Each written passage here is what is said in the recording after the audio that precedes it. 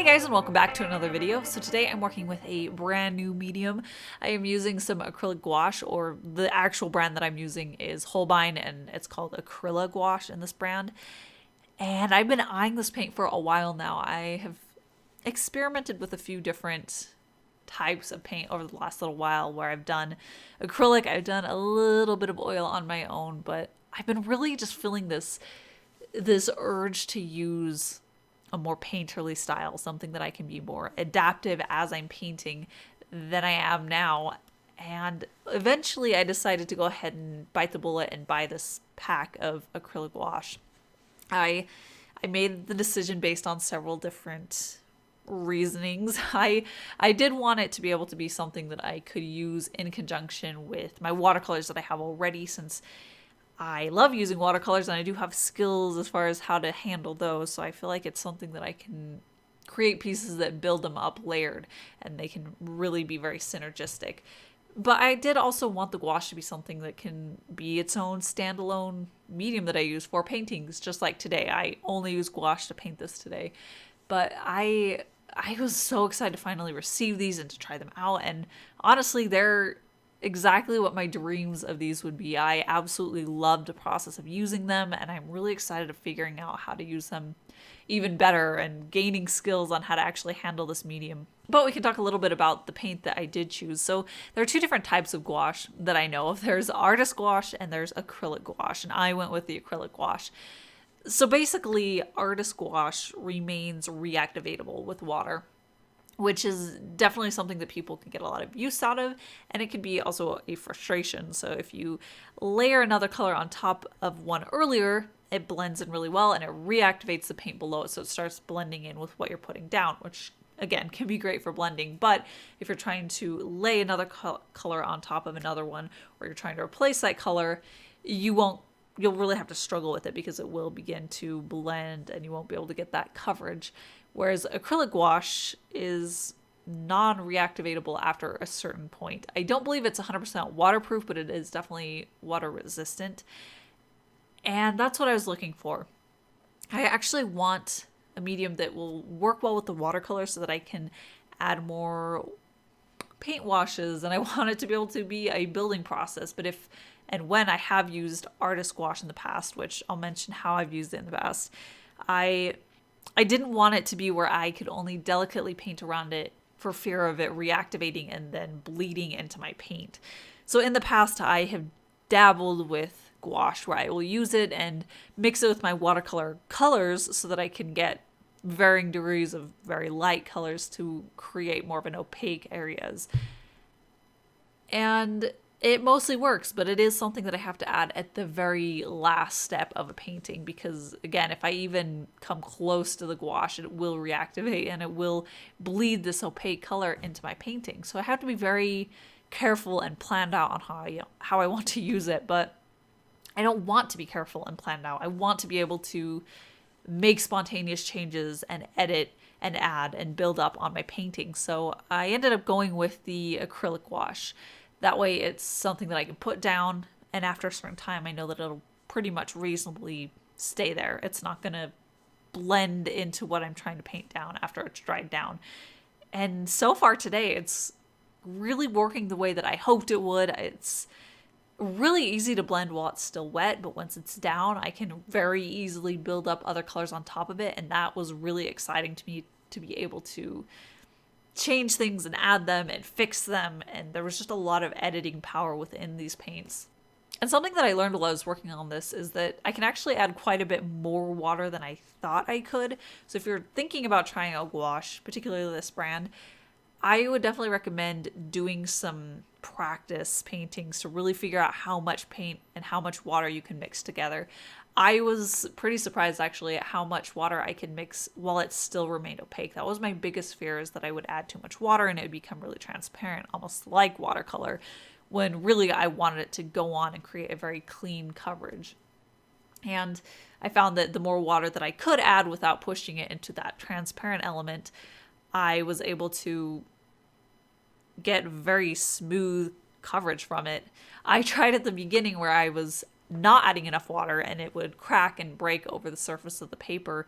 And that's when I quickly learned that I'm not adding enough water to get this really smooth coverage. But it's interesting because I can get very different looks depending on how much water I'm mixing in. If I want something really thick and cakey and to show the brush strokes, I can go with something that's drier. And I'm not sure about the applications yet of really pushing a very wet, transparent wash, but I'm excited to see what I can get from different spectrums, as well as finding that sweet spot. I think I'm still learning about how to make sure that I'm mixing it the way that I want to get the right consistency for the effect that I want. And it's really interesting when I shift gears and try something completely new out, how much it changes how I think about the fundamentals of the painting and of art. When I was working on this, I was really weak on the shading and the planes of the face and the planes of the shapes.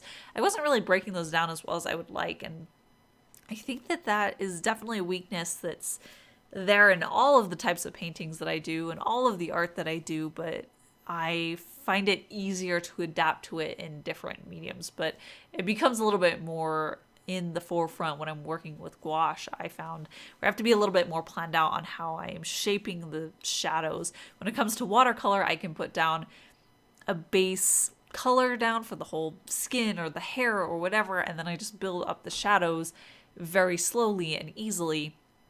But when it came to gouache, it's like it reset my thought processes, and I was a little bit more lost. It's especially with the hair, where I was doing it in an interesting way where it became a little bit more stylized and less broken into larger shapes and shadow shapes.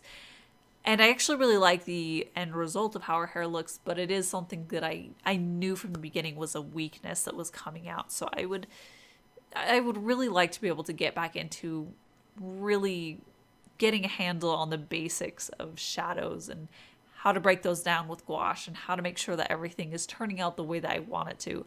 I definitely need to get better at mixing the colors that I want as well to be able to get the right shadow colors that I want. When it comes to watercolors, it's actually pretty easy because, again, I can use layers of color on top of each other. I can go in with a straight blue that's very watered down, and that'll give it this really beautiful shadow color. But now I have to make sure that I'm blending it entirely from the base up, which I really love, actually. I like being able to be faced with these weaknesses in my process and my art skills, because it gives me something specific to focus on as I'm building it. As I'm figuring out this medium, I can also be focusing on these fundamentals.